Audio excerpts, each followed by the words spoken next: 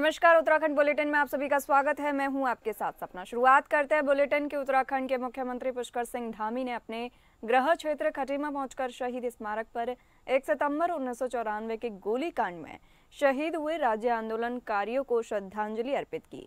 इस अवसर पर मुख्यमंत्री के साथ नैनीताल लोकसभा सांसद अजय भट्ट भी मौजूद रहे। ज्ञात हो कि खटीमा गोलीकांड में 7 राज्य आंदोलनकारियों ने अपने प्राणों की आहुति देकर उत्तराखंड राज्य आंदोलन को नई दिशा दी थी। इसी कारण हर वर्ष 1 सितंबर को शहीद दिवस के रूप में मनाया जाता है। जनसमूह को संबोधित करते हुए मुख्यमंत्री पुष्कर सिंह धामी ने कहा कि खटीमा की भूमि उत्तराखंड की जननी है, क्योंकि यहीं से राज्य आंदोलन ने नई ऊर्जा प्राप्त की। उन्होंने सभी बलिदानियों को नमन करते हुए कहा कि शहीदों के सपनों के अनुरूप उत्तराखंड को देश का श्रेष्ठ राज्य बनाने के लिए सरकार संकल्पित है। साथ ही उन्होंने कहा कि आपदा प्रभावित क्षेत्रों में शीघ्र राहत और पुनर्वास कार्य किए जा रहे हैं।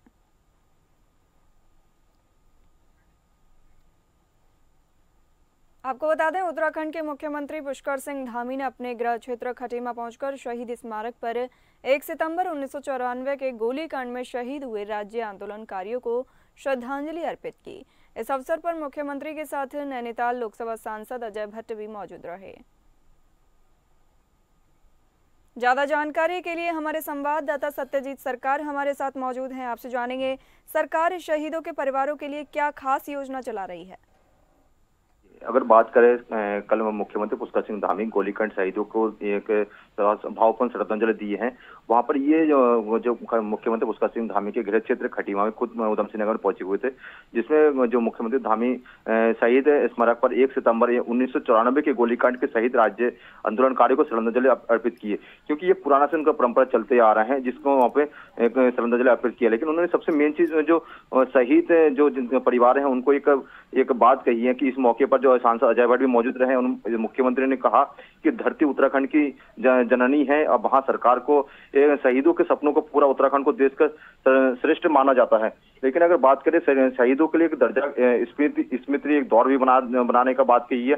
पहले से भी एक दौर है, दोबारा उन्होंने एक स्मृति दौर बनाने की बात कही है और शहीदों को इस परिवार को जितनी भी हो सके सरकार ने पूरे परिपूर्ण मदद करने की बात कही है। जी, आपदा प्रभावित इलाकों में राहत कार्यों की क्या स्थिति है, क्या प्रगति है? जी, अगर जिस प्रकार से अगर देखा जाए 24 घंटे लगातार बारिश ज्यादा हो गई, जिसमें से लगातार अगर बात करें खटीमा क्षेत्र हो गया, रुद्रपुर क्षेत्र हो गया, उधम सिंह नगर का क्षेत्र हो गया, जिसमें नानक सागर के जो डैम है कल से उन्होंने 4 गेट खोल दिया है, जिससे लगातार जो अगर बांध की जो उफान बहुत तेजी से बढ़ रहे हैं, अगर जल की जो आफत है वो बहुत ज्यादा बढ़ रहे हैं, जिसके चलते जो राहत बचाव कार्य के लिए मुख्यमंत्री धामी ने आपदा केंद्र प्रबंधक को एक निर्देश जारी किए हैं कि रात को किसी भी टाइम एक टोल फ्री नंबर भी जारी की है। अगर किसी भी घटना होती है या रात को एक टोल फ्री नंबर जारी की किसी को परेशानी होती है और नदी नालों के साइड से जो परिवार बसे हुए हैं उनको सुरक्षित स्थानों पर पहुंचाने की बात कही है और उनके खान पान की व्यवस्था की बात कही है। मुख्यमंत्री धामी ने उसका एक्शन उनको जो अधिकारी को चेतावनी दी है। जी, बहुत शुक्रिया सत्यजीत ये जानकारी देने के लिए।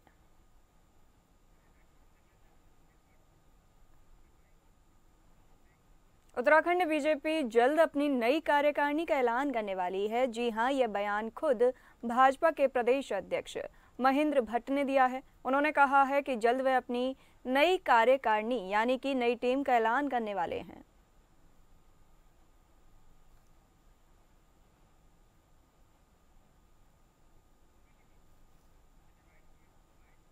कांग्रेस अभी बोलना शुरू किया है, कई वर्षों बोलते जाएंगे और तब तक चुनाव हो जाएंगे। कांग्रेस के अंदर किसी प्रकार का ना तो संगठन लोकतंत्र है, ना वो लोग पर विश्वास करते हैं।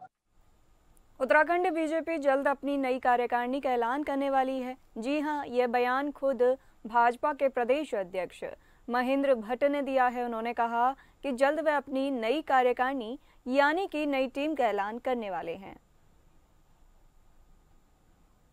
आपको बता दें, उत्तराखंड बीजेपी जल्द अपनी नई कार्यकारिणी का ऐलान करेगी। भाजपा के प्रदेश अध्यक्ष महेंद्र भट्ट ने यह बयान दिया है।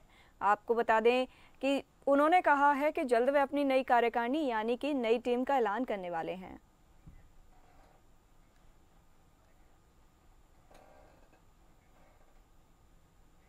उत्तराखंड विधानसभा अध्यक्ष ऋतु खडूडी भूषण ने कोटद्वार बद्रीनाथ मार्ग स्थित चंद्रमोहन सिंह नेगी राजकीय संयुक्त चिकित्सालय प्राथमिक स्वास्थ्य केंद्र लालपानी और शहरी प्राथमिक स्वास्थ्य केंद्र गाड़ी घाट का औचक निरीक्षण कर वहां की व्यवस्थाओं का जायजा लिया। निरीक्षण के दौरान उन्होंने मरीजों से संवाद कर उनकी समस्याओं और अस्पताल की सुविधाओं के बारे में जानकारी प्राप्त की। उन्होंने कहा कि हाल ही में कोटद्वार बस चिकित्सालय को 2 नए ऑर्थोपैडिक चिकित्सक, 2 गायनी विशेषज्ञ एवं 3 एनेस्थेसिया विशेषज्ञ मिले हैं, जिससे स्वास्थ्य सेवाओं में सुधार हुआ है और मरीजों को अब बेहतर उपचार की सुविधा मिल रही है। अस्पताल परिसर का निरीक्षण करते हुए उन्होंने सफाई व्यवस्था में सुधार के लिए निर्देश दिए हैं।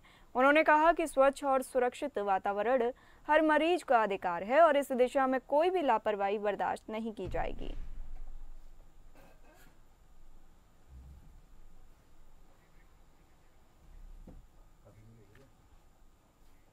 उत्तराखंड के खिलाड़ियों के लिए एक अच्छी खबर है। राष्ट्रीय और इससे उच्च स्तर की खेल प्रतियोगिताओं से पहले आयोजित होने वाले प्रशिक्षण शिविरों के दौरान खिलाड़ियों को मिलने वाला दैनिक भोजन भत्ता 250 रुपये से बढ़ाकर 400 रुपये कर दिया गया है। इसके अतिरिक्त खेल छात्रावास और स्पोर्ट्स कॉलेज के खिलाड़ियों को भी बढ़ी हुई नई दर से भोजन भत्ता मिलेगा। खेल मंत्री रेखा आर्या ने पिछले दिनों विभाग की समीक्षा बैठक के दौरान इस बारे में अधिकारियों को निर्देश जारी किया था। उनका कहना था कि खिलाड़ियों के लिए 250 रुपये दैनिक भोजन भत्ता पर्याप्त नहीं है, इसलिए इसे साई जैसी संस्थाओं द्वारा वर्तमान में दिए जा रहे भत्ते के समक्ष करना जरूरी है। खेल मंत्री रेखा आर्या ने बताया कि इस प्रस्ताव को राज्यपाल की मंजूरी मिल गई है और इसे तत्काल प्रभाव से लागू कर दिया गया है। उन्होंने कहा कि प्रशिक्षण शिविरों के दौरान खिलाड़ियों के अलावा कोच और अन्य सहयोगी स्टाफ को भी बढ़ी हुई दर से भोजन भत्ता मिलेगा। बेहद खुशी है कि राष्ट्रीय खेलों के उपरांत से लगातार माननीय मुख्यमंत्री जी के द्वारा खेल विभाग और खिलाड़ियों को बहुत आशीर्वाद प्राप्त हुआ है। उसी बढ़ते क्रम में जहां हम लोग यूनिवर्सिटी को बनाने और स्थापित करने के लिए अग्रसर हुए हैं, उसी क्रम में बढ़ते हुए हमारे खिलाड़ियों के लिए जो उनका भोजन भत्ता है वह भी आज वो धनराशि बढ़ोतरी होने का शासनादेश निर्गत हो गया है। जो धनराशि एक समय में प्रति बच्चा 250 रुपये उनकी मील की हुआ करती थी, आज वो 400 रुपये उनकी मील का हो गया है, जो कि मैं समझती हूँ कि बहुत सुखद समाचार है और हमारे खिलाड़ियों के लिए, क्योंकि जब उनका भोजन अच्छा होगा, उनका पोषण अच्छा होगा, तभी वो सशक्त भी होंगे और उतनी एनर्जी के साथ वो काम भी कर पाएंगे, अपना प्रदर्शन भी दिखा पाएंगे, जो होना बहुत आवश्यक था। मैं माननीय मुख्यमंत्री जी का विशेष धन्यवाद देती हूँ। और इसमें एक विशेष बात यह है कि जहाँ खिलाड़ियों का भोजन भत्ता में वृद्धि हुई है, वहीं हमारे कोचेस का भी, हमारे छात्रावासों में रहने वाले बच्चे भी और हमारे जो खेल महाकुंभ और अन्य प्रतियोगिता में प्रतिभाग करने वाले बच्चे होते हैं, जिनके कैंप होते हैं, जिनको विभाग असिस्ट करता है, उन बच्चों की भी जो भोजन भत्ता जो धनराशि है वो 400 रुपये हो गई है। मैं दिल की गहराइयों से माननीय मुख्यमंत्री जी को बहुत धन्यवाद करती हूँ और साथ ही अपने खिलाड़ीगणों को भी बहुत बधाई देती हूँ। तमाम जानकारी के साथ हमारे संवाददाता योगेश सेमवाल हमारे साथ जुड़े हैं। आपसे जानेंगे खिलाड़ियों के लिए भोजन भत्ता बढ़ने के क्या कारण हैं? बिल्कुल उनके लिए बहुत ज्यादा जरूरी भी थी ये चीज। अगर जिस तरह से अगर हम खिलाड़ियों की बात करें, अगर खिलाड़ियों को सही तौर पर पोषण नहीं मिलेगा, क्योंकि पूरा का पूरा निर्भर पोषण पे करता है कि कितना अच्छा प्रदर्शन खिलाड़ी करते हैं और जिस हिसाब से उनको पोषण मिलना चाहिए, अगर वो पोषण नहीं मिलेगा तो उसका नुकसान है खिलाड़ियों को होगा तो प्रदेश को होगा। और प्रदेश ही नहीं, आगे लेवल में जब वो खिलाड़ी जाकर देश का नाम रोशन करेंगे तो उस समय भी वहां तक पहुंचना भी उनके लिए कठिन हो जाएगा। ऐसे में जो ये बढ़ाया गया है, इसका सीधा फायदा जो है वो होता हुआ मिलेगा खिलाड़ियों को, क्योंकि खिलाड़ी जब उनको अभी उनका अगर पोषण की हम बात करें तो उनका पोषण जब उनको अच्छा, उनका अपने खाने में जो और ज्यादा वो प्रोटीन को मिक्स कर पाएंगे और ज्यादा प्रोटीन ले पाएंगे, तो उसके साथ ही जो है उनको फायदा होगा और उसका फायदा सीधे जो है वो प्रदेश को मिलेगा। यह फैसला कब से लागू होगा? तो बिल्कुल जल्दी ये फैसला लागू कर दिया जाएगा, क्योंकि अब जिस तरह से इसकी पूरी रूपरेखा बना दी गई है तो उम्मीद बताई जा रही है कि इसी साल जो है ये लागू हो जाए। जी बहुत शुक्रिया योगेश सेमवाल यह जानकारी देने के लिए।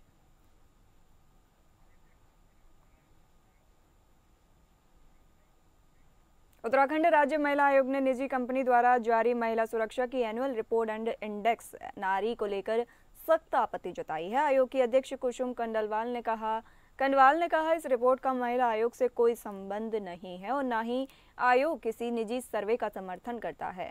आपको बता दें कि दिल्ली में 28 अगस्त को आयोजित नारी 2025 कार्यक्रम में पी-वैल्यू एनालिटिक्स के सर्वे के आधार पर group of intellectuals and academicians ने पुस्तक नारी 2025 प्रकाशित की। इसमें देहरादून को महिलाओं के लिए असुरक्षित शहरों की सूची में शामिल किया गया। इस पर कुसुम कंडवाल ने कड़ा रुख अपनाते हुए कहा कि सिर्फ 12,770 महिलाओं से 31 शहरों में कराए गए सर्वे पर महिला असुरक्षा का निष्कर्ष निकालना पूरी तरह भ्रामक है। देहरादून की महिलाएं जानती हैं कि यहाँ सरकार और प्रशासन पूरी तरह सतर्क है। मुख्यमंत्री पुष्कर सिंह धामी महिलाओं की सुरक्षा को लेकर बेहद संवेदनशील हैं और किसी भी अप्रिय घटना पर तुरंत कार्रवाई होती है। कुसुम कंडलवाल ने कहा कि इस पुस्तक के विमोचन कार्यक्रम में राष्ट्रीय महिला आयोग की अध्यक्ष विजय रहाटकर मौजूद थी, लेकिन उन्होंने भी इस सर्वे का समर्थन नहीं किया। बाद में फोन पर बातचीत में रहाटकर ने स्पष्ट किया कि न तो इस रिपोर्ट का राष्ट्रीय महिला आयोग से कोई लेना देना है और न ही यह उनकी ओर से जारी की गई है। महिला आयोग अध्यक्ष ने कहा कि देहरादून की छवि को धूमिल करने का यह प्रयास बेहद दुर्भाग्यपूर्ण है। आयोग जल्द इस रिपोर्ट से जुड़े आंकड़ों को तलब करेगा और आवश्यक कार्रवाई करेगा। एक संस्था P value analytics the data science company है और जिसका पुस्तक का विमोचन था दिल्ली के एक कार्यक्रम में था, जिसमें माननीय राष्ट्रीय अध्यक्ष जी विजय रहाटकर जी महिला आयोग की अध्यक्ष थी। और उसमें जो उनके द्वारा आंकड़े दिखाए गए हैं 31 शहरों के, उसमें उन्होंने देहरादून का भी नाम लिया है। और मेरी माननीय राष्ट्रीय अध्यक्ष जी से भी बात हुई है, क्या जैसे जिस तरह से की चर्चा चल रही थी कि NCW की रिपोर्ट है, लेकिन उन्होंने पूरी तरह से इस बात को नकारा है कि राष्ट्रीय महिला आयोग का कोई सर्वे नहीं हुआ है और न ही कोई सरकारी आंकड़े में इस तरह से देहरादून का नाम आया है। और उत्तराखंड जी, तमाम जानकारी के साथ योगेश सेमवाल हमारे साथ लगातार बने हुए हैं। आपसे जानेंगे, महिला सुरक्षा रिपोर्ट पर राज्य महिला आयोग ने कड़ा रुख अपनाया है, क्या इससे महिलाओं को नुकसान होगा? महिलाओं को इससे क्या नुकसान होगा, ये बड़ी सवाल है। कोई नुकसान महिलाओं को नहीं होगा, क्योंकि रिपोर्ट है जो सामने आई, ये कहा जा रहा है कि महिला जो है वो सुरक्षित नहीं है देहरादून में। वैसे मैं आपको बता दूं कि अगर यहाँ पर हम देहरादून की बात करें तो जैसे ये रिपोर्ट आई है, सरकार की नहीं या फिर विपक्ष की नहीं या फिर नेताओं की छोड़िए, आम आदमी बड़ा अफसोस में है कि आखिर ऐसा कैसे हो सकता है। क्योंकि देहरादून की अगर बात करें तो बहुत ही यहाँ पर चाहे महिला हो चाहे पुरुष हो चाहे कुछ भी हो, क्राइम हो, अन्य कई राज्यों की तुलना में या अन्य कई शहरों की तुलना में बहुत कम है। महिला यहाँ पर रात को 11-12 बजे भी अकेले घूम सकती है। कभी भी ऐसी कोई घटना सामने नहीं आई है, और मुश्किल से कुछ घटनाओं को अगर छोड़ दिया जाए तो कभी ऐसी घटनाएं सामने नहीं आती हैं जिससे ये कह दिया जाए कि देहरादून बहुत ज्यादा असुरक्षित है महिलाओं के लिए। तो सवाल खड़े हो ही रहे हैं, आम लोग भी इससे खड़े कर रहे हैं कि आखिर ये रिपोर्ट बना कैसे दी गई है, किसने ये रिपोर्ट बनाई है, किस तथ्य पे ये रिपोर्ट तैयार की गई है। और इसी के लोग जो महिला आयोग है वो भी अब सवाल खड़े कर रहे हैं कि कैसे आपने ये रिपोर्ट बना दी है, क्या आपने कुछ आंकड़े उठा लिए हैं, कुछ सालों के आंकड़े, और उन्हीं जो शहर है नहीं है, तो बहुत ज्यादा इसको लेकर बहस हो रही है। अगर देखा जाए तो देहरादून बहुत सुरक्षित है अन्य राज्यों की तुलना में, अन्य शहरों की तुलना में। अगर देखा जाए, हम लोगों से भी आप इस पे बात कर सकते हैं, किससे भी पूछे तो लोग यही करेंगे, नहीं देहरादून अन्य कई शहरों की तुलना में बहुत ज्यादा सुरक्षित है। जी, बहुत शुक्रिया योगेश सेमवाल जानकारी देने के लिए।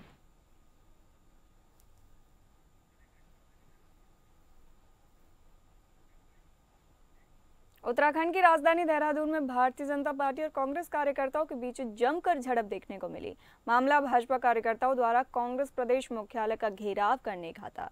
कांग्रेस मुख्यालय घेराव करने पहुंचे भाजपा कार्यकर्ताओं और कांग्रेस मुख्यालय में मौजूद कांग्रेस कार्यकर्ताओं ने उनके बीच तीखी नोकझोंक देखने को मिली। हालांकि इस बीच व्यापक पुलिस फोर्स मौके पर मौजूद रही। दरअसल भाजपा कार्यकर्ताओं ने बिहार में पीएम मोदी की माता को राहुल गांधी और तेजस्वी के मंच से अपशब्द कहने के मामले में कांग्रेस कार्यालय पर प्रदर्शन करने पहुंचे। भाजपा कार्यकर्ताओं के जवाब में कांग्रेस कार्यकर्ताओं ने भी जमकर नारेबाजी की। इस दौरान भाजपा और कांग्रेस कार्यकर्ताओं में तीखी नोकझोंक देखने को मिली और देखते ही देखते मारपीट की भी नौबत आ गई। पुलिस ने मुश्किल से दोनों दलों के नेताओं और कार्यकर्ताओं को समझाने के बाद मामला शांत कराया। हमारे दफ्तर पे हमला किया गया। हमने सुबह 10 बजे बाकायदा डीजीपी साहब को, कल एसएसपी को हमने बताया था कि भाजपा के असामाजिक तत्व हमारे पार्टी के दफ्तर में हमला कर सकते हैं। पुलिस ने कोई प्रबंध नहीं किया। उनको परमिशन दी गई हमारे दफ्तर तक पहुंचने की।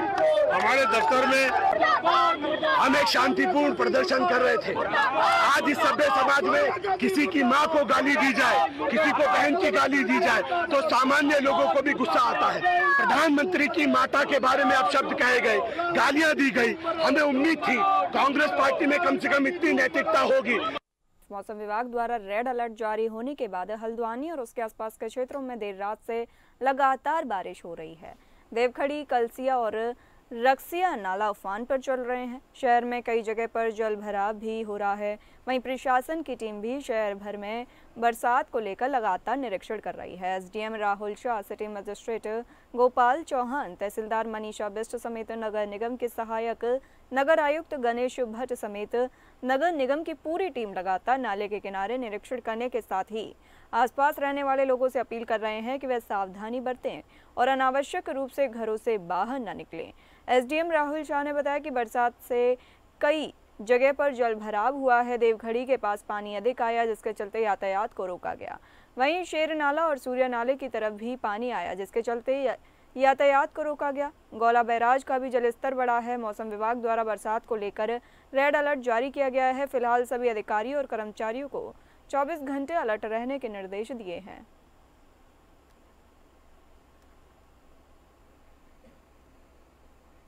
लगातार पहाड़ों पर हो रही भारी बारिश के बाद नानकमत्ता में स्थित नानसागर डैम का जलस्तर तेजी से बढ़ने लगा है। सुरक्षा को देखते हुए नानसागर डैम के सभी गेटों को सामान्य रूप से खोल दिया गया ताकि जलाशय को किसी भी प्रकार का नुकसान न पहुंचे।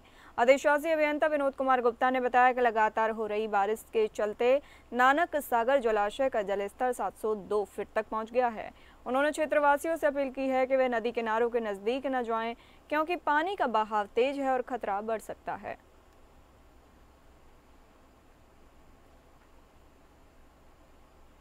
प्रदेश भर में हो रही लगातार बारिश से हालात बिगड़ते जा रहे हैं। अब इसका असर पौड़ी में देखने को मिला है। पौड़ी में 24 घंटे से जारी बारिश के कारण कई मार्ग बाधित हो गए हैं। कंडोलिया पार्क के सामने सड़क पर पानी भर गया है। वहीं कंडोलिया थीम पार्क में पेड़ गिरने से बिजली की लाइन क्षतिग्रस्त हो गई। साथ ही श्रीनगर गढ़वाल में अलकनंदा नदी का जलस्तर बढ़ने से नदी किनारे रहने वाले लोगों की परेशानियां और बढ़ गई हैं। जिला प्रशासन लगातार लोगों को सतर्क रहने की अपील कर रहा है। डीएम ने बताया कि लंबे समय से केवल 2 सड़कें बाधित हैं, जबकि 2 रास्ते बारिश की वजह से बीच बीच में बंद हो रहे हैं, उन्हें खोलने का काम लगातार किया जा रहा है।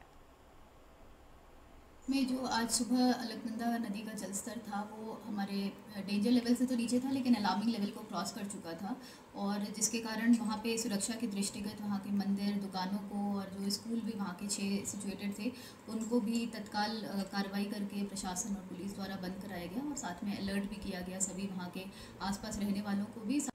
जो भी अभी आज सुबह से हमारे पास सूचनाएँ आ ही रही हैं, तो जितनी भी सड़कें बाधित हो रही हैं सभी को खोला जा रहा है।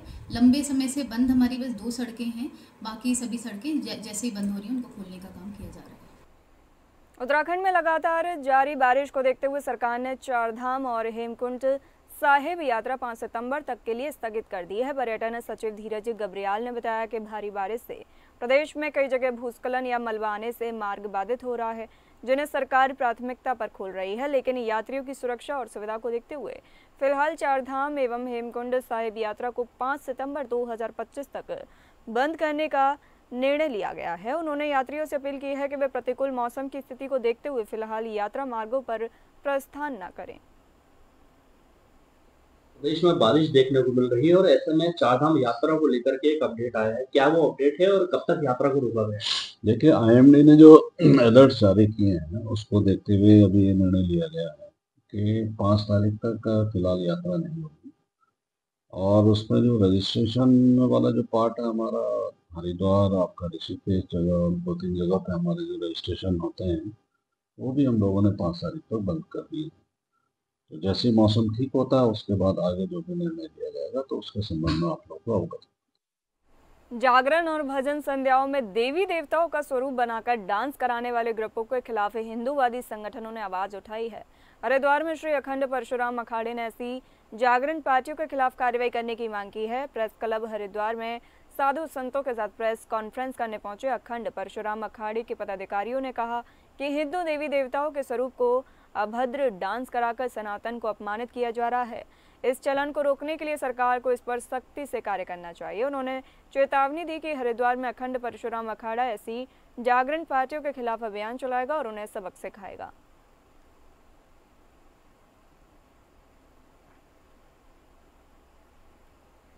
देहरादून में स्वास्थ्य विभाग स्वच्छता पखवाड़ा मनाने जा रहा है। इस अभियान के तहत जिले भर में कुल 425 हेल्थ कैंप लगाए जाएंगे। पखवाड़ा प्रधानमंत्री नरेंद्र मोदी के जन्म दिवस 17 सितंबर से शुरू होकर महात्मा गांधी के जन्म दिवस 2 अक्टूबर तक चलेगा। जिला चिकित्सा अधिकारी मनोज कुमार शर्मा ने बताया कि शहरी क्षेत्र में 10 वार्ड को मिलाकर एक कैंप और ग्रामीण क्षेत्र में 5 ग्राम पंचायत को मिलाकर एक कैंप आयोजित किया जाएगा। साथ ही नगर पालिका और नगर निगमों में 9 बड़े हेल्थ कैंप लगेंगे। इसके साथ ही ब्लड डोनेशन कैंप भी आयोजित होंगे। सीएमओ के मुताबिक जिला स्तर पर तैयारियां पूरी हो चुकी हैं और अब ब्लॉक स्तर की माइक्रो प्लानिंग चल रही है।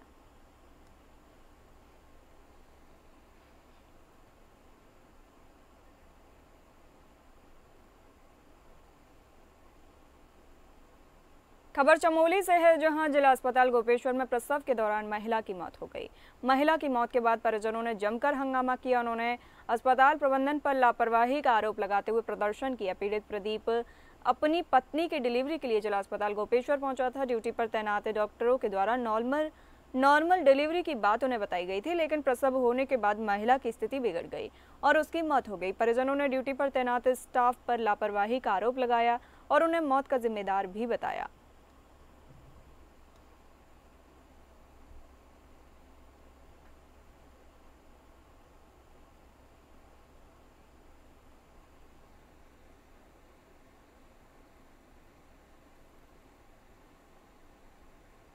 फिलहाल इस बुलेटिन में इतना ही। नमस्कार।